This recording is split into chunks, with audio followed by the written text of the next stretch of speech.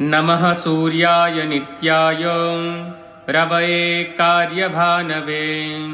भास्कराय मतंगाय मार्तंडाय विवस्वते आदित्यायादिदेवाय नमस्ते रश्मिमालिने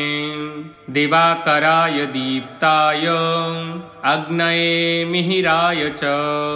प्रभाकराय मित्राय नमस्ते दितिसंभव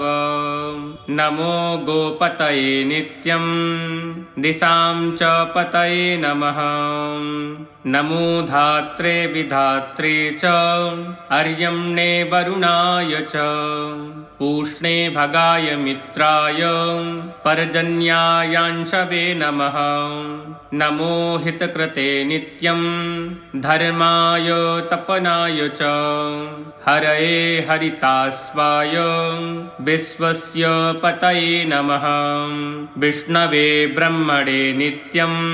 त्र्यम्बकाय तथात्मने नमस्ते सप्तलोकेश नमस्ते सप्तसप्तये एकस्मै हि नमस्तुभ्यो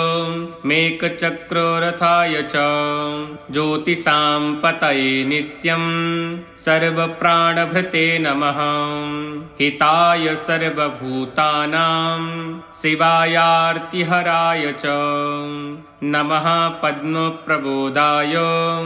नमो वेदादिमूर्तये काधिजाय नमस्तुभ्यं नमस्तारासुताय च भीमजाय नमस्तुभ्यं पावकाय च वै नमः